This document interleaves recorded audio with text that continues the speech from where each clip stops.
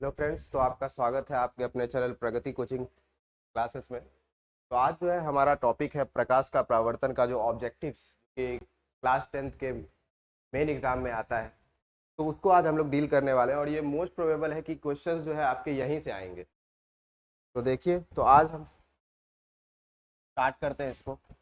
तो देखिए, सबसे पहला जो क्वेश्चन है यहाँ पे क्या लिखा हुआ है कि समतल दर्पण में जो प्रतिबिंब की प्रकृति होती है वो कैसी होती है। तो समतल दर्पण में जो प्रतिबिंब की प्रकृति होगी, आप ये जानते भी होंगे कि जब आप अपने घर में भी, सबके घर में होता है, सबके घर में आपको एक समतल दर्पण दिखेगा। जब आप उसके सामने जाते होंगे तो उसका प्रतिबिंब उस दर्पण के अंदर बनता है। तो ये भी चीज हम लोग जानते हैं कि जब कोई भी प्रतिबिंब दर्पण के अंदर बनता है तो उसको हम लोग बोलते हैं काल्पनिक प्रतिबिंब। और जो काल्पनिक प्रतिबिंब होता है वो हमेशा कैसा होता है? सीधा होता है। और जो समतल दर्पण में बनता है उसमें क्या होता है, उसकी विशेषता क्या है कि काल्पनिक प्रतिबिंब तो बनता है, साथ ही साथ सीधा बनता है, और जो वस्तु का आकार होता है वो उसके बराबर बनता है। तो काल्पनिक को ही हम लोग आभासी भी कहते हैं, तो इसीलिए इसका आंसर क्या हो जाएगा आपका? आभासी तथा बराबर। तो आइए नेक्स्ट क्वेश्चन पे। अगला क्वेश्चन है आपका, सोलर कुकर में व्यवहार किया जाता है। तो सोलर कुकर में जो है उसका व्यवहार किया जाएगा। आप जानते ही होंगे अवतल दर्पण और उत्तल दर्पण की विशेषता, कि अवतल दर्पण को हम लोग अभिसारी दर्पण भी कहते हैं। अभिसारी दर्पण कहने का मतलब क्या है कि अगर ये आपका अवतल दर्पण है और ये अगर मान लीजिए हम लोग इसको मुख्य अक्ष बोलते हैं, और मुख्य अक्ष के समानांतर अगर कोई किरणें आए, तो ये दर्पण से परावर्तन के बाद हम लोग जानते हैं कि वो कहां से होकर गुजरती है, तो उसके फोकस से होकर गुजरती है।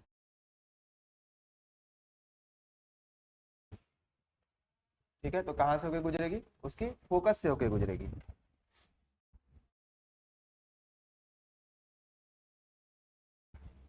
ठीक है, तो फोकस से होकर गुजरती है, तो इसका मतलब क्या है कि जो सूरज की जितनी भी ऊर्जा है, जो भी गर्मी है, उसको वो एक केंद्र में, एक बिंदु पर क्या करती है? लाके स्टोर करती है। तो सोलर कुकर में जो है हम लोग इसीलिए जो है किसका प्रयोग करते हैं?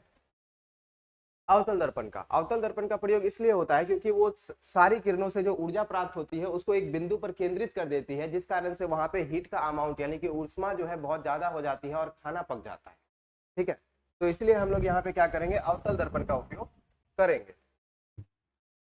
अगला क्वेश्चन है आपका कि गोले दर्पण की जो फोकस दूरी होती है वो वक्रता त्रिज्या की क्या होती है। आप गोले दर्पण की फोकस दूरी के बारे में जानते हैं? गोले दर्पण की फोकस दूरी को हम लोग डिनोट करते हैं एफ से, और वक्रता त्रिज्या को डिनोट करते हैं कैपिटल आर से। और इन दोनों के बीच जो संबंध होता है वो भी हम लोग जानते हैं। वो होता है क्या? F is equal to R by two. इसका मतलब क्या है? यहाँ पे क्या बोला गया है कि फोकस दूरी वक्रता त्रिज्या की क्या है। यहाँ पे आपको दिख रहा है कि जो फोकस दूरी है वो वक्रता त्रिज्या की क्या है? आधा है, यानी 1/2 है। तो यहाँ पे क्या हो जाएगा इसका आंसर? आधी। Next question. अब देखिए, सर्च लाइट की परावर्तक सतह कैसी होती है। तो सर्च लाइट है, अब सीधी सी बात है, सर्च लाइट क्या, जो घर में आप लोग टॉर्च यूज करते हैं वही सर्च लाइट है। ठीक है, तो अगर मान लीजिए कि अगर टॉर्च हम लोग लेंगे, तो सीधा सा बात है, ये हमारा जनरल अंडरस्टैंडिंग होना चाहिए कि अगर हम लोगों को टॉर्च के बारे में देखेंगे तो टॉर्च क्या करता है? आपके प्रकाश को फैलाता है कि नहीं? तो प्रकाश को फैलाने वाला काम करेगा। तो वैसा कौन सा दर्पण है जो प्रकाश को क्या करता है? फैला देता है। तो प्रकाश को फैलाने का काम आपका किसका होता है?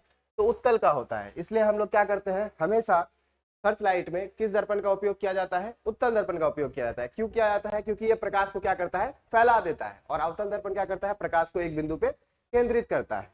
तो इसलिए इसका आंसर क्या हो जाएगा आपका? उत्तल दर्पण। ठीक है, इस उत्तल दर्पण को हम लोग कभी कभी क्या बोलते हैं? अपसारी दर्पण भी बोलते हैं, इसी कारण से, क्योंकि ये क्या करता है? प्रकाश को फैला देता है। अब अगला क्वेश्चन देखिए, साइड मिरर के रूप में जो है किस दर्पण का प्रयोग किया जाता है। आप देखेंगे गाड़ी का जो साइड मिरर होता है उसमें जो है हम लोग क्या करते हैं कि उत्तल दर्पण का उपयोग करते हैं। कोई भी गाड़ी है उसके साइड मिरर के रूप में किसका उपयोग किया जाता है? उत्तल दर्पण का उपयोग किया जाता है। अब देखिए, क्या समतल दर्पण में बने प्रतिबिंब को पर्दे पर उतारा जा सकता है? सीधी सी बात है, पर्दे पर उसी प्रतिबिंब को उतारा जा सकता है जो केवल और केवल क्या हो? आपका वास्तविक हो, है ना? तो हम लोग ये भी जानते हैं कि जो समतल दर्पण में प्रतिबिंब प्राप्त होता है वो कैसा होता है? काल्पनिक होता है। तो समतल दर्पण में जो प्रतिबिंब प्राप्त हो रहा है वो काल्पनिक है। तो सीधी सी बात है, इसको कभी भी जो है पर्दे पर प्राप्त नहीं किया जा सकता, क्योंकि अगर वास्तविक होता तो पर्दे पर प्राप्त कर सकते थे, लेकिन ये है कैसा? काल्पनिक। तो इसीलिए जो है हम लोग क्या करेंगे? प्रतिबिंब को पर्दे पर प्राप्त नहीं किया जा सकता। लेकिन समतल दर्पण का प्रतिबिंब कैसा है? काल्पनिक। ये हम लोग लिख लेंगे।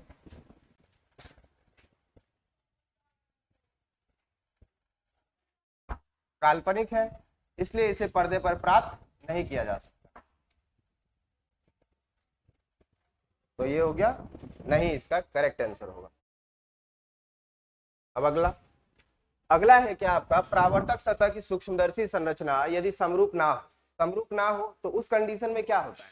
हम लोग जानते हैं कि परावर्तन दो तरह का होता है, ठीक है। एक होता है नियमित परावर्तन, एक होता है अनियमित परावर्तन। अनियमित परावर्तन को ही हम लोग विसरित परावर्तन के भी नाम से जानते हैं।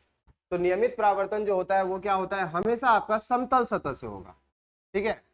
तो जो नियमित परावर्तन है वो हमेशा आपका कैसे होता है? तो समतल सतह से होता है, ठीक है। लेकिन जो खुरदुरी सतह से होगा, जो रफ सरफेस से होगा, उसको हम लोग क्या बोलते हैं? अनियमित परावर्तन। क्या बोलते हैं? अनियमित परावर्तन। तो ये है आपका अनियमित परावर्तन के लिए, ये है आपका नियमित परावर्तन के लिए। अब यहाँ पे बोला है कि सूक्ष्मदर्शी संरचना यदि समरूप ना हो, ठीक है, तो कैसा परिवर्तन होगा? परिवर्तन नहीं, यहाँ पे काट करके हम लोग क्या लिखेंगे इसको? परावर्तन। ये परिवर्तन नहीं होगा, परावर्तन।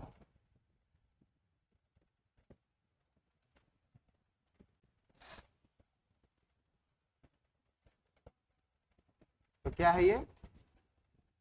परावर्तन, ठीक है।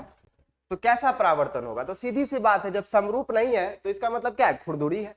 अब खुरदुरी है, इसका मतलब क्या है? कि अनियमित परावर्तन है। तो इसका आंसर हो गया अनियमित परावर्तन। तो नेक्स्ट क्वेश्चन पे, नेक्स्ट क्वेश्चन है आपका, देखिए वही क्वेश्चन पूछा है। अब विसरित परावर्तन में क्या परावर्तन का नियम का पालन हो सकता है? परावर्तन का नियम हम लोग क्या पढ़ते हैं? परावर्तन का नियम में हम लोग पढ़ते हैं कि पहला लॉ बोलता है कि क्या बोलता है? आपतित किरण, परावर्तित किरण और आपतन बिंदु पर जो डाला गया लंब है वो तीनों एक ही समतल पे होना चाहिए, पहला कंडीशन। और दूसरा क्या है आपका? आपतन कोण बराबर होना चाहिए किसके? परावर्तन कोण के। लेकिन यहाँ पे क्या है कि जब हम लोग इस कंडीशन में बात करते हैं तो क्या होता है कि अगर मान लीजिए कोई किरण ऐसे आई तो ये इधर भी चले जा सकती है। तो इस पे अगर आप अभिलंब डालिएगा तो अभिलंब डालने के बाद जो आपतन कोण है आई और परावर्तन कोण है आर, तो आई और आर कभी भी इक्वल नहीं होता है। इस कारण से यहाँ पे क्या है कि परावर्तन का नियम का पालन नहीं हो पाएगा, ठीक है। तो यानी कि मतलब विसरित परावर्तन में परावर्तन का नियम का पालन नहीं होता है। अगला क्वेश्चन क्या है आपका कि उत्तल दर्पण में जो परावर्तक सतह है पर लंबवत गिरती किरणें फोकस पर क्या होती है? अब उत्तल दर्पण के बारे में हम लोग जानते हैं कि उत्तल दर्पण क्या करती है। उत्तल दर्पण का काम है कि प्रकाश को फैला देना। अब ये प्रकाश को अगर फैला देगी तो सीधी सी बात है, ये फोकस से होके तो गुजरेगी नहीं, लेकिन वो काल्पनिक रूप से क्या करती है? फोकस से होके गुजरती है।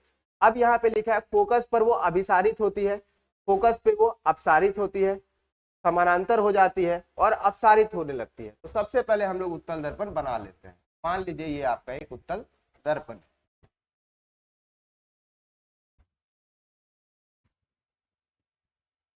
और ये इसका मुख्य अक्ष, ठीक है। मान लीजिए क्या है कि मुख्य अक्ष के कोई समानांतर किरण है जो कि इस पे परपेंडिकुलर ही आती है। तो ये टकराने के बाद क्या होता है? परावर्तित हो जाएगा, यानी कि फैल जाएगा, ठीक है। तो यहाँ पे क्या होता है कि जब ये फैल जाता है तो हम लोग मानते हैं कि ये काल्पनिक रूप से क्या होता होगा? काल्पनिक रूप से इसके फोकस से होके गुजरता होगा, ठीक है। तो ये फोकस पे अभिसारित नहीं होता, सीधा सा बात है, ये क्या होगा आपका? अपसारित हो जाएगा, मतलब वो फैला देगा। तो इसका आंसर हो जाएगा अपसारित, क्योंकि अभिसारित मतलब अभी आया, एक पॉइंट पे जब आएगा तो उसको हम लोग बोलेंगे अभिसारी, ठीक है। एक पॉइंट पे अगर आता है तो उसको हम लोग क्या बोलते हैं? अभिसारी। और जब किसी एक पॉइंट से होके किसी डायरेक्शन में निकलेगा तो उसको हम लोग बोलेंगे अपसारी। ये थोड़ा सा आपको ध्यान रखना है, ये ध्यान रखिए तो काम खत्म है, बस इतना ही था। अगला क्वेश्चन, अब देखिए बोलता है क्या कि किस दर्पण में वास्तविक प्रतिबिंब नहीं बन सकता? तो कौन सा ऐसा है दर्पण जिसमें आपका वास्तविक प्रतिबिंब प्राप्त नहीं किया जा सकता? अब आप पढ़े होंगे कि वास्तविक प्रतिबिंब के लिए जो है हम लोग जानते हैं कि वास्तविक प्रतिबिंब किस दर्पण में प्राप्त होता था? अवतल दर्पण में प्राप्त होता था, हाँ, अवतल दर्पण में प्राप्त होता था। और उत्तल दर्पण में होता था काल्पनिक प्रतिबिंब, और समतल दर्पण में भी क्या होता है? काल्पनिक प्रतिबिंब होता है। तो इसका मतलब क्या है कि वास्तविक प्रतिबिंब हम लोग प्राप्त नहीं कर सकते हैं, नहीं कर सकते। तो किस में नहीं कर सकते हैं? तो कौन सा होना चाहिए? समतल दर्पण होना चाहिए। तो समतल दर्पण में आप केवल और केवल यहाँ इस क्वेश्चन के अकॉर्डिंग, लेकिन उत्तल दर्पण भी होगा, ठीक है। अगर मान लीजिए कि आपको ऑप्शन में समतल और उत्तल रहता तो आपको ये चीज पता होना चाहिए था कि समतल और उत्तल में आपको वास्तविक प्रतिबिंब की प्राप्ति नहीं होती, ठीक है। तो यहाँ पे ऑप्शन के अकॉर्डिंग सिर्फ और सिर्फ समतल है, तो हम लोग इस पे टिक करेंगे, लेकिन आप एक्स्ट्रा के लिए लिख सकते हैं तथा उत्तल दर्पण, ठीक है, ये आपको ध्यान रखनी है। अब नेक्स्ट क्वेश्चन पे आते हैं। अब देखिए आभासी प्रतिबिंब दर्पण पे कहां बनता है? देखिए आभासी प्रतिबिंब मतलब काल्पनिक प्रतिबिंब, और काल्पनिक प्रतिबिंब क्या होता है कि सदैव दर्पण के पीछे बनता है, जो कि वास्तविक प्रतिबिंब दर्पण के आगे बनता है। तो काल्पनिक प्रतिबिंब बन कहां रहा है? दर्पण के पीछे। तो सीधा सा बात है, इसका आंसर आपका क्या हो जाएगा? दर्पण के पीछे हो जाएगा। नेक्स्ट क्वेश्चन पे। अब देखिए नेक्स्ट क्वेश्चन आपका क्या है? यह है आपका कि निम्नलिखित में से किस दर्पण द्वारा किसी वस्तु का वास्तविक प्रतिबिंब मिल सकता है? तो वास्तविक प्रतिबिंब किस किस से मिल सकता है? सीधी सी बात है कि हम लोग जानते हैं कि अवतल दर्पण एक ऐसा दर्पण है जो हम लोगों को क्या देता है? वास्तविक प्रतिबिंब देता है, ठीक है। बाकी दर्पण में हम लोगों को काल्पनिक प्रतिबिंब प्राप्त होता है, उत्तल दर्पण में भी और समतल दर्पण में भी। तो हम लोग किस पे जाएंगे? अवतल दर्पण पे, क्योंकि यहाँ बोला क्या है? वास्तविक प्रतिबिंब। क्या बोला है? वास्तविक प्रतिबिंब कहाँ प्राप्त होता है? तो सिर्फ और सिर्फ कहाँ प्राप्त होता है? अवतल दर्पण पे प्राप्त होता है, ठीक है। कोई दिक्कत अगर हो तो कमेंट करिए। अब देखिए है कि एक प्रतिबिंब का आकार हमेशा वस्तु के बराबर होता है, तो वो दर्पण कौन सा होगा? अब आप समतल दर्पण के बारे में जानते हैं। समतल दर्पण में जो बना प्रतिबिंब होता है वो वस्तु के आकार के बराबर होता है ना। तो उसमें वस्तु की जितनी हाइट होगी, अब आप देख लीजिए जैसे मिरर के सामने खड़े हैं, तो मिरर के सामने खड़े होने पे क्या होता है कि जैसा आप दिख रहे हैं वैसा ही आप दिखिएगा, है ना। जितना हाइट आपका है उतना ही हाइट दिखेगा, जितना आपका चौड़ा मुंह है उतना ही चौड़ा दिखेगा, है ना। तो सब कुछ मतलब सेम ही होता है। तो यहाँ पे क्या बोला है कि बराबर प्राप्त होता है, इसीलिए ये कौन सा दर्पण होना चाहिए? समतल दर्पण होना चाहिए। उसके बाद उत्तल दर्पण द्वारा बना प्रतिबिंब होता है। उत्तल दर्पण द्वारा बना प्रतिबिंब कैसा होता है? अब सीधी सी बात है, हम लोग अभी जान लेते हैं कि अवतल दर्पण में वास्तविक प्रतिबिंब प्राप्त होगा, और वास्तविक प्रतिबिंब क्या होता है आपका? उल्टा, है ना। तो जो वास्तविक होता है वो हमेशा क्या होता है आपका? उल्टा होता है। वास्तविक होता है उल्टा। जो काल्पनिक होता है वो आपका क्या होता है? काल्पनिक जो होता है ये आपका होता है सीधा, है ना। तो उत्तल दर्पण में आपको कौन सा प्रतिबिंब प्राप्त होगा? काल्पनिक। तो काल्पनिक प्रतिबिंब कैसा? सीधा।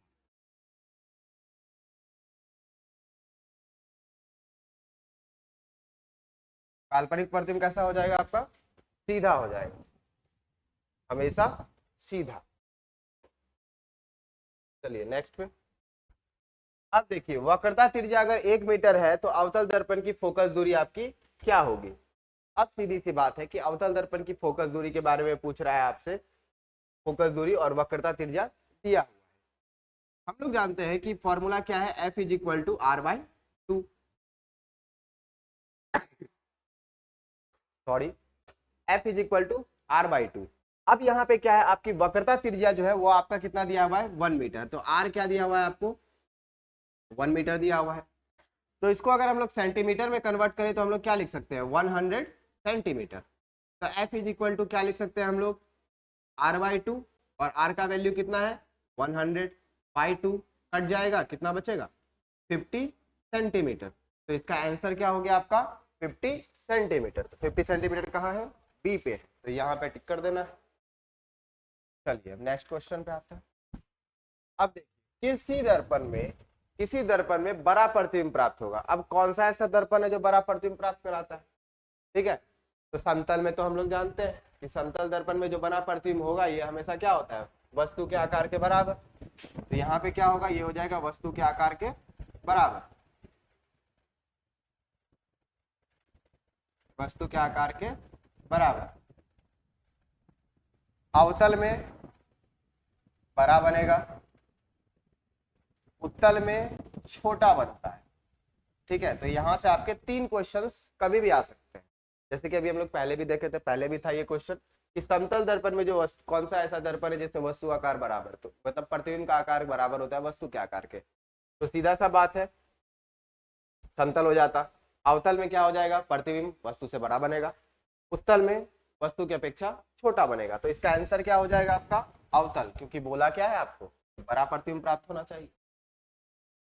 नेक्स्ट, अगला क्या है आपका कि गोलीय दर्पण में जो फोकसांतर है, फोकसांतर मतलब ही फोकस दूरी है, ठीक है, तो घबराना नहीं है, कुछ कुछ वर्ड हिंदी में होता है घुमाने वाला, ठीक है, तो फोकसांतर ही आपकी क्या है, फोकस दूरी है।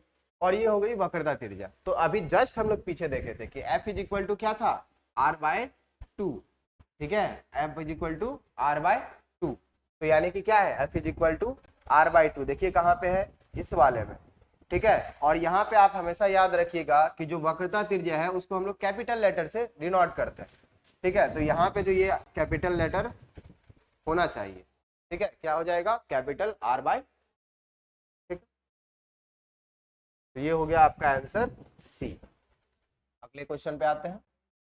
अब ये जो क्वेश्चन है देखिए, प्रकाश का परावर्तन का नियम कितना है, तो प्रकाश का परावर्तन का कितना नियम है, जानते ही, सीधी सी बात है, दो नियम है।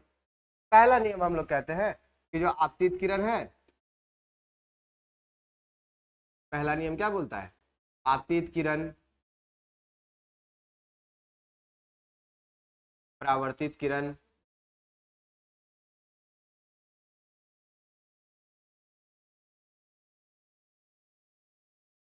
आपतित किरण परावर्तित किरण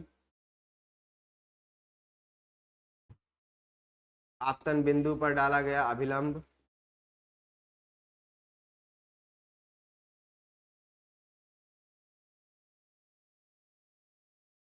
डाला गया लंब या फिर अभिलंब एक ही समतल पर होता है,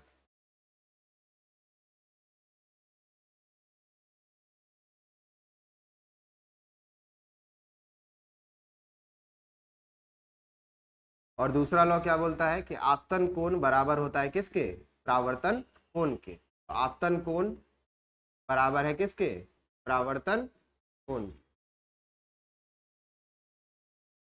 आपतन कोण बराबर है परावर्तन। तो ये दो नियम लिखने पे आपको, एक तो ये क्वेश्चन आपका 2 नंबर में भी आ सकता है, तो ये भी, इसके लिए भी ये इंपॉर्टेंट हो जाता है कि प्रकाश का परावर्तन के नियम बताइए, 2 नंबर पे ये कभी कभी पूछ देता है।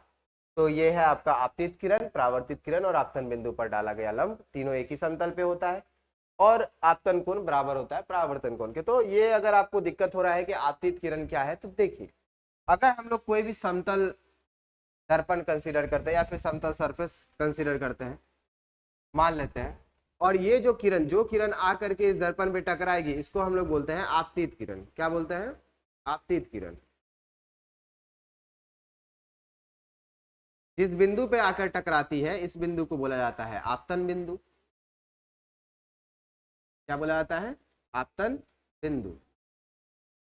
अब ये टकराने के बाद क्या होगी, परावर्तित होगी, तो इसको हम लोग बोलेंगे परावर्तित किरण।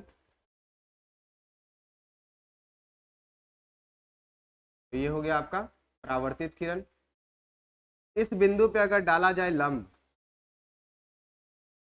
तो इसको बोला जाता है आपको अभिलंब। क्या बोलेंगे इसको, अभिलंब। और अभिलंब और आपतन कोण के बीच बना, जो आपतित किरण के बीच बना कोण को हम लोग आई से डिनोट करते हैं, जिसको हम लोग बोलते हैं आपतन कोण।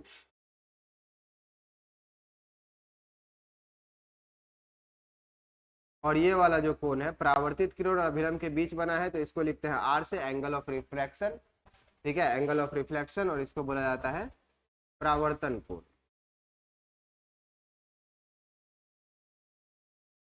ठीक है, तो बस इतने चीजों को ध्यान रखिए। तो आपको अब दिख रहा होगा कितने कोण है, एक ये और एक ये, तो यानी कि परावर्तन का नियम का कितना कोण। Next question. अब देखिए, परावर्तन के नियम से निर्धारित होता है, परावर्तन के नियम से क्या निर्धारित होता है, अभी जस्ट आप पीछे देखें, क्या निर्धारित होता है कि आपतन कोण बराबर है किसके, परावर्तन कोण के। तो बस इसका आंसर तो आपको देख के पता चल रहा होगा, क्या हो जाएगा, आपतन कोण बराबर होगा किसके, परावर्तन कोण के। अब नेक्स्ट क्वेश्चन देखिए, हवा में प्रकाश की चाल यानी कि निर्वात में प्रकाश की चाल, इस चीज के बारे में आप लोग शुरू से बचपन से पढ़ते आ रहे हैं कि क्या होता है 3 इंटू 10⁸ मीटर पर सेकेंड, 3 इंटू 10⁸ मीटर पर सेकेंड, और किलोमीटर पर सेकेंड में तो 3 इंटू 10⁵ किलोमीटर पर सेकेंड। तो ये दोनों होता है, कभी कभी ये दोनों घुमा के पूछ लेता है, मीटर की जगह किलोमीटर कर देगा तो 10⁵ हो जाएगा। इस चीज को ध्यान रखना है आपको। तो यहाँ पे आंसर है 3 इंटू 10⁸ मीटर पर सेकेंड। तो ये हो गया इसका आंसर। अब नेक्स्ट क्वेश्चन, अगला क्वेश्चन आपका क्या है कि गोले दर्पण के परावर्तक सतह, यहाँ पे परावर्तन नहीं होना चाहिए, यहाँ पे क्या होना चाहिए, परावर्तक। परावर्तक सतह यानी कि परावर्तक पृष्ठ की वृत्ताकार सीमा रेखा, यानी कि अगर मान लीजिए ये कोई दर्पण है और इसकी जो वृत्ताकार सीमा रेखा है यहाँ से यहाँ तक की दूरी, इसी के बारे में पूछ रहा है। व्यास यानी रेखा को क्या कहते हैं, तो इसको, इस दूरी को जो कहा जाता है इसको बोलते हैं हम लोग दर्पण का द्वारक। क्या बोलते हैं, दर्पण का द्वारक बोलते हैं। तो बस सीधी सी बात है, इसका आंसर आपका क्या हो जाएगा, गोले दर्पण की द्वारक। ठीक है, अगला क्वेश्चन। अब देखिए दंत विशेषज्ञ किस दर्पण का उपयोग करेंगे मरीज के दांतों को बड़ा प्रतिबिंब देखने के लिए। अब देखिए हिंट, देखिए यहाँ से क्वेश्चन में बहुत हिंट मिलता है। ये बड़ा प्रतिबिंब प्राप्त हो रहा है। अब बड़ा प्रतिबिंब कौन सा दर्पण में प्राप्त होता है, समतल में, अवतल में कि उत्तल में, सीधा सा बात है, इसमें अवतल में। अगर आप पिछले वाला देखें, जस्ट ये आंसर आपका ऐसे ही बन जाएगा, तो ये क्या हो जाएगा, अवतल हो जाएगा। अब देखिए यदि किसी बिंब का आवर्धन प्रतिबिंब का ऋणात्मक है, आवर्धन ऋणात्मक है, तो उसे उस प्रतिबिंब की प्रकृति क्या होगी। अब आप जानते होंगे कि आवर्धन क्या होता है। आवर्धन जो होता है,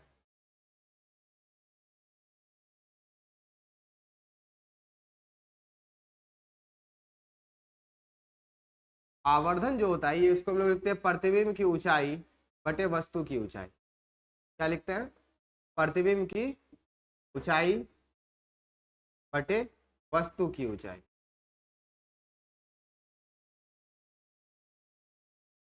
इसी को लिखा जाता है एच डैश बटे एच। अब जरा सा सोचिए, अगर कोई वस्तु हम लोग दर्पण के सामने रखते हैं, तो दर्पण के सामने तो आप सीधे ही रखिएगा, और आप चिन्ह पारिपाटी में पढ़े होंगे कि कोई भी वस्तु जो मुख्य अक्ष के ऊपर की दिशा में सभी दूरियां जो नापी जाती है वो आपका धनात्मक, मुख्य अक्ष के नीचे की दिशा में सभी दूरियां जो नापी जाती है वो होता है ऋणात्मक। ठीक है, तो इसका मतलब क्या है कि अगर इसका प्रतिबिंब उल्टा बनेगा तो उस कंडीशन में ये क्या बनेगा, नेगेटिव, है ना। और इसको ले लेते हैं एच डैश, ये हो गया एच, तो यानी कि एम जो निकलेगा, यानी कि एम यानी कि मैग्निफिकेशन, इसको हम लोग आवर्धन को स्मॉल एम से डिनोट करते हैं। तो एम इज इक्वल टू क्या हो जाएगा यहाँ पे minus H dash by H, है ना। तो नेगेटिव आपको आवर्धन कब मिलता है, जब प्रतिबिंब आपका क्या हो, वास्तविक, क्योंकि वास्तविक है इसलिए ये प्रतिबिंब कैसा बना है, उल्टा बना। अगर सीधा बनता तो काल्पनिक होता, और काल्पनिक होता तो सीधा ऊपर बनता, और जब ऊपर बन रहा होगा तो सीधी सी बात है जब ऊपर बनेगा तो क्या हो जाएगा, और यहाँ पे ये इस साइड नहीं बनेगा, दर्पण के पीछे हो जाएगा ना फिर, तो ये बनेगा इसी साइड। ठीक है, तो इसी साइड, इसी को मान लेते हैं, तो ये मान लीजिए आपका क्या हो गया, नेगेटिव डायरेक्शन में। ठीक है, तो इस चीज को हम लोग थोड़ा ध्यान रखेंगे। तो ये हो गया आपका वास्तविक प्रतिबिंब के लिए। तो वास्तविक प्रतिबिंब के लिए आवर्धन, तो यहाँ से दो चीज, एक हो जाएगा वास्तविक, वास्तविक के लिए ये क्या होता है, नेगेटिव, और जो काल्पनिक होगा उसके लिए ये क्या हो जाएगा, पॉजिटिव। ठीक है, तो इस चीज को आप ध्यान रखिएगा। तो यहाँ पे बोला है क्या, प्रतिबिंब की प्रकृति क्या होगी जब वो क्या है, ऋणात्मक है। तो ऋणात्मक है इसका मतलब वास्तविक है, और वास्तविक है तो इसका मतलब क्या है कि उल्टा है। ठीक है, तो वास्तविक है तो क्या हो जाएगा, उल्टा हो जाएगा। अब अगला क्वेश्चन आ रहा है। अब देखिए निम्नलिखित में से कौन सा उत्तल दर्पण की फोकस दूरी है जिसकी वक्रता त्रिज्या आपकी 32 सेंटीमीटर। तो वक्रता त्रिज्या आपकी कितनी बोली है, 32 सेंटीमीटर बोली है, यानी कि आर के वैल्यू यहाँ पे दी हुई है। तो आर की वैल्यू क्या दिया हुआ है, 32 सेंटीमीटर। और आप जानते हैं कि उत्तल दर्पण की जो फोकस दूरी होती है वो धनात्मक होती है, और अवतल दर्पण की जो फोकस दूरी होती है वो ऋणात्मक होती है। तो यहाँ पे एफ आई यानी कि आर इज इक्वल टू 32 है, तो एफ इज इक्वल टू क्या होता है, आर बाई 2। तो ये हो जाएगा 32/2, कैंसल, कितना आ जाएगा 16 सेंटीमीटर। बट हम लोग जानते हैं कि ये दर्पण कैसा है, उत्तल, और इसकी जो फोकस दूरी होती है वो कैसी होती है, नेगेटिव होती है। तो इसका मतलब जो एफ है वो होगा आपका कितना, जी सॉरी ये पॉजिटिव होती है। तो इसका मतलब इसका वैल्यू आपका कितना हो जाएगा, एफ का वैल्यू 16 सेंटीमीटर, ठीक है। लेकिन वही अगर अवतल दर्पण रहता तो अवतल दर्पण रहने पे क्या हो जाता है, इसका वैल्यू नेगेटिव हो जाता, ठीक है। तो ये हो जाएगा आपका 16 सेंटीमीटर। अब नेक्स्ट क्वेश्चन, अब नेक्स्ट क्वेश्चन में क्या है आपका, नई कार्तीय चिन्ह पारिपाटी के अनुसार दर्पण के सामने रखी गई बिंब की दूरी ली जाती है। तो कार्तीय तल जो आप मैथमेटिक्स में पढ़ते हैं, कार्टेशियन कोऑर्डिनेट सिस्टम, बस वही है। कार्टेशियन प्लेन के बारे में आप पढ़े होंगे, कार्तीय तल के बारे में पढ़े होंगे, तो वही कार्तीय तल यहाँ पे भी है, ठीक है। तो उसी कार्तीय तल को अगर हम लोग इसको लिखते हैं एक्स एक्सिस और वाई एक्सिस, ये हो गया एक्स एक्सिस, ये हो गया वाई एक्सिस। तो यहाँ पे क्या किया जाता है कि दर्पण को जो है इसके मुख्य अक्ष पर रखा, मतलब मूल बिंदु पे रखा जाता है। दर्पण को क्या किया जाता है, इसके मूल बिंदु पे रखा जाता है, ठीक है। और इसके नेगेटिव डायरेक्शन में, ये नेगेटिव एक्स एक्सिस है ना, तो ये आपका नेगेटिव एक्सिस, तो इस तरफ जितनी भी दूरी होती है सबकी सब नेगेटिव, इस तरफ सबकी सब दूरी धनात्मक यानी कि पॉजिटिव, इस तरफ सबकी सब दूरी कैसी होती है, पॉजिटिव होती है ना, तो सबकी सब दूरी धनात्मक, और नीचे की तरफ ली गई सभी दूरियां क्या होती है, ऋणात्मक। तो बस यहीं पे आपको ध्यान रखना है, कुछ नहीं है। आप देखिए क्या बोलता है, बिंब सामने है तो दर्पण के सामने इस साइड सभी दूरियां क्या हो जाएगी, नेगेटिव। अगर दर्पण के पीछे बोलता तो पॉजिटिव, है ना। मुख्य अक्ष के ऊपर बोलता तो पॉजिटिव, और मुख्य अक्ष के नीचे बोलता तो क्या होता, नेगेटिव, ठीक। तो यहाँ पे बोला क्या है कि यहाँ पे जो बिंब लेना है, बिंब की दूरी क्या है, तो बिंब मतलब वस्तु रखना है। अब यहाँ पे अनुसार दर्पण के सामने रखी गई, तो दर्पण के सामने रखा गया है, तो दर्पण के सामने मतलब क्या, इस साइड, तो यहाँ पे क्या हो जाएगा, ये नेगेटिव हो जाएगा। तो आंसर क्या हो जाएगा आपका, ऋणात्मक। नेक्स्ट क्वेश्चन, अब इसमें से क्या है कि निम्न में से किस दर्पण की फोकस दूरी धनात्मक होती है। अभी जस्ट हम लोग देखे तो कौन सा ऐसा दर्पण है जिसका फोकस दूरी धनात्मक होता है, तो ये है आपका उत्तल, ठीक है। और जो अवतल दर्पण होता है, तो अवतल दर्पण के लिए फोकस दूरी क्या हो जाती है, ऋणात्मक हो जाती है, ठीक है। तो इसके लिए यहाँ पे जो दर्पण है उसकी फोकस दूरी आपको क्या बोला है, धनात्मक, तो धनात्मक बोला है, इसका मतलब इसका आंसर क्या होना चाहिए, उत्तल होना चाहिए। तो ये हो जाएगा आपका उत्तल। अब नेक्स्ट क्वेश्चन, नेक्स्ट क्वेश्चन में आपका क्या है कि उत्तल दर्पण के सामने एक वस्तु को रखा गया है। उत्तल, यहाँ पे दर्पण ध्यान रखना है कि दर्पण आपका क्या है, उत्तल दर्पण है, के सामने एक वस्तु को रख रहे हैं, और रखने के बाद जो इसकी प्रतिबिंब की प्रकृति है वो कैसी होती है। तो उत्तल दर्पण के सामने अगर आप किसी वस्तु को रखते हैं तो उसका प्रतिबिंब सदैव आपको क्या प्राप्त होगा, काल्पनिक प्राप्त होगा, ठीक है, क्योंकि वो बनता ही कहाँ है, दर्पण के पीछे, ठीक है। तो दर्पण के पीछे बनता है, इसलिए हमेशा क्या बनाएगा, काल्पनिक प्रतिबिंब बनाएगा, ठीक है। और दर्पण कौन सा होगा, उत्तल दर्पण। लेकिन अवतल दर्पण का अगर कंडीशन दे तो अवतल दर्पण में ऐसा नहीं है। अवतल दर्पण में क्या होगा, आपका वास्तविक प्रतिबिंब भी प्राप्त होता है, साथ ही साथ काल्पनिक भी प्राप्त होता है।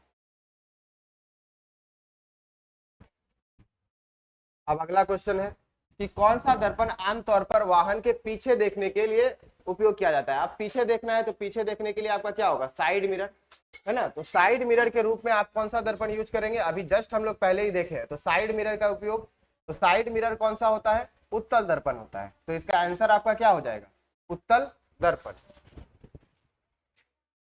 तो अब नेक्स्ट क्वेश्चन अगला है कि दर्पण के सामने किसी भी दूरी पर स्थित वस्तु का प्रतिबिंब सीधा प्रतीत होता है, ठीक है। बस दर्पण के सामने किसी भी दूरी पर स्थित वस्तु का प्रतिबिंब क्या है, सीधा प्राप्त होता है, तो वो कौन सा दर्पण है। तो सीधा प्राप्त होने के लिए यहाँ पे कौन सा कंडीशन होना चाहिए, कौन सा, सीधा बन रहा है तो इसका मतलब क्या है कि काल्पनिक प्रतिबिंब का निर्माण हो रहा होगा। जब काल्पनिक प्रतिबिंब का निर्माण हो रहा है तो वो कौन सा दर्पण है जिसपे काल्पनिक प्रतिबिंब प्राप्त होता है। तो पहला तो है आपका समतल दर्पण, और साथ ही साथ आपका क्या है, उत्तल दर्पण है। तो इसका आंसर क्या हो जाएगा, उत्तल और समतल दोनों, ठीक है।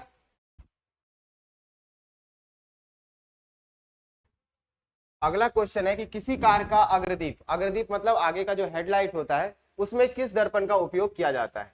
तो आप सीधी सी बात है, जैसे टॉर्च है, ठीक है, तो टॉर्च में हम लोग क्या करते हैं, उत्तल दर्पण का उपयोग करते हैं।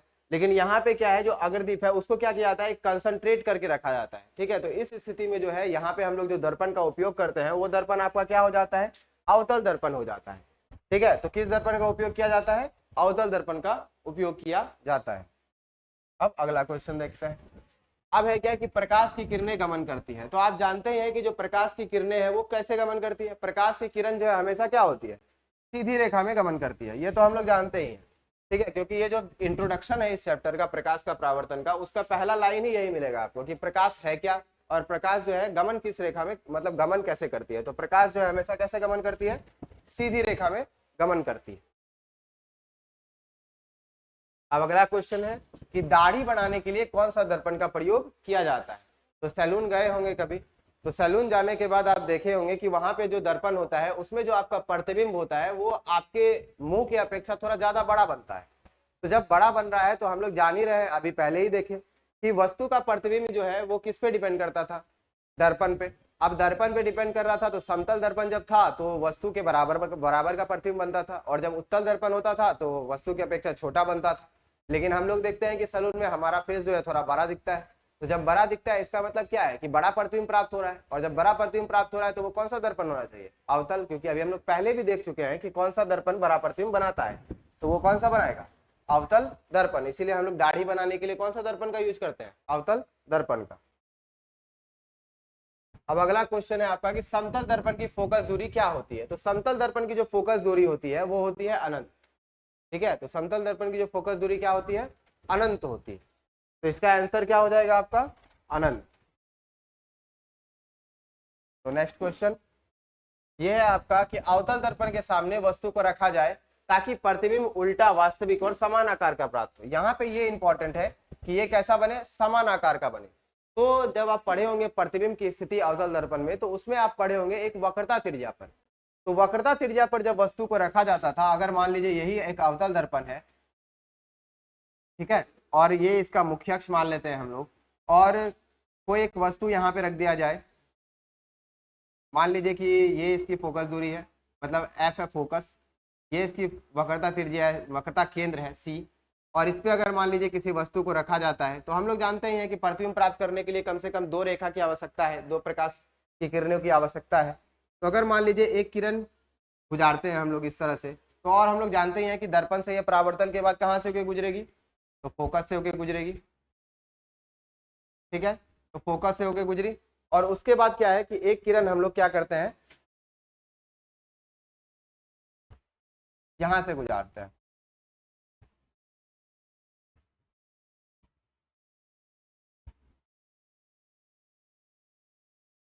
तो ये जो है दर्पण से परावर्तन की क्या बात क्या हो जाएगी, मुख्य अक्ष के समानांतर। ये थोड़ा लाइन टेढ़ा हो गया, इसको जब सीधा करेंगे तो ये आपका जो है वक्रता त्रिज्या, वक्रता केंद्र पर ही क्या करता है, काटता है। ठीक है, तो वस्तु का आकार और प्रतिबिंब का आकार इस स्थिति में क्या हो जाता है, बराबर हो जाता है। तो इसका मतलब क्या है कि वक्रता केंद्र पर रखेंगे तभी उसका प्रतिबिंब का आकार जो है क्या होगा, समान होगा। लेकिन उल्टा तो बन ही रहा है, तो उल्टा है तो इसका मतलब क्या है, वास्तविक भी है। तो वास्तविक उल्टा और वस्तु के आकार के बराबर बनेगा, कब, जब वस्तु को कहाँ रखिएगा, वक्रता केंद्र पर। तो अब अगला क्वेश्चन, अगला क्वेश्चन है आपका कि उत्तल दर्पण से बना काल्पनिक प्रतिबिंब होता है। अब सीधी सी बात है, जब काल्पनिक प्रतिबिंब है तो काल्पनिक प्रतिबिंब कैसा बनेगा, सीधा बनेगा। ठीक है, अब सीधा बनने के बाद उत्तल दर्पण में हम लोग क्या देखें, जो उसका प्रतिबिंब होगा वो वस्तु की अपेक्षा छोटा बनेगा। तो वस्तु की अपेक्षा छोटा बनेगा तो आवर्धित होने का तो सवाल ही नहीं उठता, क्योंकि आवर्धित होने का मतलब क्या है कि वस्तु का प्रतिबिंब जो है क्या हो जाएगा, बड़ा हो जाएगा। ठीक है, तो इसका मतलब क्या है कि सीधा तो बनेगा लेकिन हार्सित बनेगा। ठीक है, इसका मतलब उसका प्रतिबिंब जो है वो आपका क्या हो जाएगा, छोटा हो जाएगा। अब अगला क्वेश्चन, अगला क्वेश्चन ये है, सेमी क्वेश्चन फिर से रिपीट हुआ है। यहाँ पे हम लोग जानते थे किसी अवतल दर्पण में फोकस दूरी दिया हुआ है और वक्रता त्रिज्या दिया हुआ है, तो हम लोग जानते ही हैं कि F इज इक्वल टू क्या होता है, R/2। जानते हैं F इज इक्वल टू क्या होता है, R/2। अभी क्वेश्चंस भी हम लोग सॉल्व किए पहले, F is equal to R/2। यहाँ पे हम लोगों को क्या बोलता है कि कौन सा संबंध सही है, तो देखिए कहीं F is equal to R/2 है, नहीं, यहाँ पे तो R में संबंध दिया हुआ है। तो R में संबंध दिया हुआ है तो हम लोग R में इसको एक्सप्रेस करेंगे। यहाँ पे ये दो, यहाँ पे क्या है आपको भाग में दिखता है, अब भाग में है तो इस साइड अगर भेजा जाए तो ये किस में चले जाएगा, गुना में। तो R इज इक्वल टू आप क्या लिखिएगा, 2 इंटू एफ, यानी कि क्या हो जाएगा 2f। तो यहाँ से हम लोगों को रिजल्ट क्या मिल गया, R is equal to 2f। देखिए तो कहीं R is equal to 2f है क्या, यहाँ पे देखते हैं कि R is equal to f है, मतलब ये तो नहीं है। यहाँ पे है R is equal to 2f, यही तो आंसर है। अब नेक्स्ट क्वेश्चन पे आते हैं। अगला क्वेश्चन है कि निम्नलिखित में से किसी वस्तु का वास्तविक प्रतिबिंब कौन बना सकता है। तो वास्तविक प्रतिबिंब प्राप्त होगा किस में, तो आप जब लेंस के बारे में पढ़िएगा तो लेंस में आपको वास्तविक प्रतिबिंब की प्राप्ति सिर्फ और सिर्फ उत्तल लेंस में ही होती है। तो इसका आंसर आपका क्या हो जाएगा, उत्तल लेंस। और उत्तल लेंस कैसा होता है, तो ऐसा उत्तल लेंस होता है। ठीक है, और ऐसा जो होता है ये आपका क्या होता है, अवतल लेंस होता है। तो ये है आपका अवतल लेंस, ये है आपका उत्तल लेंस, ये है आपका उत्तल, ये है आपका अवतल। अब अगला क्वेश्चन, अगला क्वेश्चन है कि किसी गोलीय दर्पण तथा किसी पतले गोली लेंस दोनों की फोकस दूरी आपकी क्या है, ऋणात्मक है। बात यहाँ पे एक ही चीज है कि फोकस दूरी आपकी नेगेटिव है। जब फोकस दूरी आपकी नेगेटिव हो जाती है तो फोकस दूरी, कौन सा ऐसा दर्पण है जिसका फोकस दूरी ऋणात्मक होता है। तो दर्पण में हम लोग अभी देखे थे कि जो उत्तल दर्पण होता है वो उत्तल दर्पण का फोकस दूरी क्या होता है, धनात्मक, और जो अवतल दर्पण होता है उसका फोकस दूरी आपका क्या होता है, ऋणात्मक। तो अवतल दर्पण का फोकस दूरी यहाँ पे क्या हो जाएगा, ऋणात्मक हो जाएगा। लेकिन यही सेम केस आपका लेंस में भी होगा। तो लेंस में जो होगा क्या होगा, उत्तल लेंस जो होगा उसका फोकस दूरी भी क्या हो जाएगा, धनात्मक, और जो अवतल लेंस होगा उसका भी फोकस दूरी क्या हो जाएगा, ऋणात्मक। तो यहाँ पे पूछा क्या है आपसे, यहाँ पे पूछा है कि फोकस दूरी क्या है, नेगेटिव। तो फोकस दूरी नेगेटिव आपको कौन देगा, अवतल दर्पण और अवतल लेंस। तो यहाँ पे दोनों आपका क्या होना चाहिए, अवतल होना चाहिए। अब अगला क्वेश्चन, अगला क्वेश्चन है कि गोलीय दर्पण का परावर्तक पृष्ठ यानी कि परावर्तक सतह वृत्ताकार सीमा रेखा का व्यास कहलाता है। अभी जस्ट हम लोग पीछे क्वेश्चन किए थे, यही सेम क्वेश्चन था। तो इसको हम लोग क्या बोलते हैं, गोलीय दर्पण का द्वारक बोलते हैं। नेक्स्ट क्वेश्चन, नेक्स्ट क्वेश्चन आपका क्या कहता है कि किसी दर्पण में दूर की वस्तु का प्रतिबिंब सदैव सीधा होता है। ठीक है, तो सदैव सीधा होगा, सदैव सीधा होने का मतलब क्या है कि ये कैसा बनाएगा, काल्पनिक बनाएगा। और जब ये काल्पनिक बना रहा है इसका मतलब क्या है, दूर की वस्तु का प्रतिबिंब सदैव सीधा, सदैव सीधा मतलब हमेशा सीधा बनेगा। तो हमेशा सीधा मतलब क्या, काल्पनिक प्रतिबिंब प्राप्त होगा। लेकिन वस्तु के आकार से यहाँ पे कोई लेना देना नहीं है। तो इसका मतलब क्या है कि समतल दर्पण भी काल्पनिक बनाता है, उत्तल दर्पण भी काल्पनिक बनाता है। तो ये दोनों सही होगा, क्योंकि अगर वस्तु के आकार का यहाँ पे कोई भी संबंध होता तो वस्तु के आकार के संबंध से हम लोग देख सकते थे कि जो उत्तल दर्पण होता वो छोटा बनाता, लेकिन समतल दर्पण वस्तु के आकार के बराबर बनाता। तो उस कंडीशन में इसका आंसर आपका चेंज हो जाता। लेकिन यहाँ पे क्या बोला है कि सदैव सीधा होना चाहिए, सिर्फ काल्पनिक के बारे में पूछा है। तो काल्पनिक आपका क्या है, समतल और उत्तल दोनों बनाता है, तो इसलिए इसका आंसर क्या हो जाएगा, डी हो जाएगा। अब अगला क्वेश्चन, अगला क्वेश्चन है कि अवतल दर्पण की फोकस दूरी होती है, अभी जस्ट हम लोग देखे कि अवतल दर्पण की फोकस दूरी कैसी होती है, ऋणात्मक होती है। तो आंसर आपका क्या हो जाएगा, ऋणात्मक। अब अगला क्वेश्चन, अगला क्वेश्चन क्या कहता है कि किसी दर्पण में हमेशा वस्तु से छोटा प्रतिबिंब प्राप्त होगा। ये सब एकदम आपका पहले जो पहले क्वेश्चन किए उससे तुरंत तुरंत बन जाएगा। अब वस्तु से छोटा प्रतिबिंब, छोटा प्रतिबिंब गया कहाँ, तल में, बड़ा होता तो बन जाता कहाँ, अवतल में, बराबर होता तो बन जाएगा कहाँ, समतल में। तो इसका आंसर क्या हो जाएगा, उत्तल दर्पण। तो अब नेक्स्ट क्वेश्चन ये है आपका कि किसी दर्पण में फोकस दूरी चिन्ह परिपाटी के अनुसार ऋणात्मक मानी जाती है। अब सेम क्वेश्चन बार बार घुमा के, तो अवतल दर्पण है, ठीक है, क्योंकि अवतल दर्पण का ही फोकस दूरी क्या होता है, ऋणात्मक होता है। तो यहाँ पे इसका आंसर क्या हो जाएगा, अवतल दर्पण। फिर से अगला क्वेश्चन देखते हैं हम लोग। यहाँ पे क्या है कि अवतल दर्पण में आवर्धक काल्पनिक प्रतिबिंब बनाने के लिए वस्तु को कहाँ रखना चाहिए। तो अवतल दर्पण में आप जानते होंगे कि जब अवतल दर्पण में प्रतिबिंब प्राप्त होता है और ये आवर्धित होना चाहिए, तो आवर्धित होने के लिए हम लोग क्या करते हैं उसको, ये अगर हम लोग बोलते हैं ध्रुव, जिसको हम लोग बोलते हैं पोल, ठीक है, ये इसका मान लीजिए क्या है आपका फोकस और ये है इसका वक्रता केंद्र। तो इस स्थिति में क्या होता है, जो काल्पनिक प्रतिबिंब प्राप्त होता है, तो काल्पनिक प्रतिबिंब प्राप्त करने के लिए हम लोग वस्तु को उसके फोकस और उसके ध्रुव के बीच रखते हैं। तो उस स्थिति में क्या होता है, उसका प्रतिबिंब पीछे की ओर आवर्धित प्राप्त होता है। ठीक है, उस स्थिति में उसका प्रतिबिंब कैसा होता है, आवर्धित प्राप्त होता है। इसका मतलब उसको कहाँ पे रखना पड़ेगा, उसके ध्रुव और फोकस के बीच। देखिए तो ध्रुव और फोकस कहाँ पे लिखा हुआ है, पहला नंबर पे है, तो फोकस और ध्रुव के बीच हो जाएगा। तो इसका आंसर ये हो जाएगा। उसके बाद एक अभिसारी किरण पुंज, अभिसारी मतलब क्या, अभी आया मतलब एक पॉइंट पे आके मिलेगा। ठीक है, अभिसारी पुंज समतल दर्पण पर आपतित होता है, तो परावर्तित किरण पुंज होगा। तो परावर्तित किरण पुंज क्या होगा, सीधा सा बात है, परावर्तित किरण पुंज सेम ही उसी तरह से वो क्या करेगा, फैला देगा, तो अपसारित हो जाएगा। वो क्या हो जाएगा, अपसारित हो जाएगा। तो वो हो जाएगा अपसारित, क्योंकि हम लोग जानते हैं कि समतल दर्पण पे सब बिंदु अगर आके मिलेगा भी तो वो क्या करेगा, उसको परावर्तित, तो वो क्या करेगा, इसको फिर से फैला देगा। ठीक है, तो यही होता है अपसारित करना। ये हो गया अभिसारित, मतलब एक बिंदु पे आके मिला और वो फैला दिया, तो उसको मतलब बोलते हैं अपसारित। अभी तो पहले देख चुके हैं। अब है क्या आपका, किसी गोलीय दर्पण की फोकस दूरी आपकी दी हुई है 20 सेंटीमीटर। तो गोलीय दर्पण किस प्रकार का है, सीधा सा बात है, फोकस दूरी दिया हुआ है आपको कैसा, धनात्मक। और कौन सा दर्पण है जिसका फोकस दूरी क्या होता है, धनात्मक। तो फोकस दूरी धनात्मक होता है उत्तल दर्पण का, और अवतल दर्पण का ऋणात्मक, और समतल दर्पण का अनंत। तो यानी कि आंसर क्या हो जाएगा, उत्तल दर्पण, क्योंकि उत्तल दर्पण का ही फोकस दूरी आपका क्या होगा, धनात्मक। अब क्वेश्चन है कि समतल दर्पण द्वारा बना प्रतिबिंब होता है, समतल दर्पण द्वारा बना प्रतिबिंब कैसा होता है, इतना देर से बोल रहे हैं। तो कौन सा प्रतिबिंब है, काल्पनिक प्रतिबिंब है। काल्पनिक प्रतिबिंब कैसा होगा, सीधा बनेगा और वस्तु के आकार के बराबर बनेगा। इस केस में किसमें, समतल दर्पण में। तो इसका आंसर हो जाएगा आपका काल्पनिक। अगला क्वेश्चन है कि निम्नलिखित में से दर्पण सूत्र है। दर्पण सूत्र के बारे में आप जानते ही होंगे कि इसको हम लिखते हैं 1/f बराबर 1/v प्लस 1/u। यहाँ पे आपका f फोकस दूरी है, यहाँ पे आपका f क्या है, फोकस दूरी। v है आपका प्रतिबिंब की दूरी, v क्या है आपका, प्रतिबिंब की दूरी। और जो u है, ये u क्या है आपकी, वस्तु की दूरी। लेकिन कहां से, तो दर्पण से। ठीक है, तो कहां से नापा जाएगा, ये दर्पण से नापा जाएगा। तो आंसर क्या हो जाएगा, 1/f is equal to 1/v plus 1/u। तो देखिए कहां पे लिखा हुआ है, तो शुरू में तो नेगेटिव है, तो ये तो खत्म। यहाँ पे है पॉजिटिव, 1/f 1/v 1/u, तो ये हो गया करेक्ट। यहाँ पे फिर से नेगेटिव, तो ये तो नहीं होना चाहिए था। तो इसका आंसर क्या हो जाएगा आपका, बी।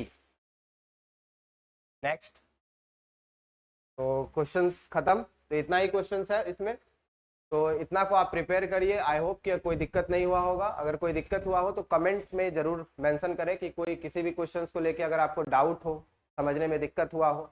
ठीक है, तो इसी के साथ इस लेक्चर को हम लोग समाप्त करते हैं।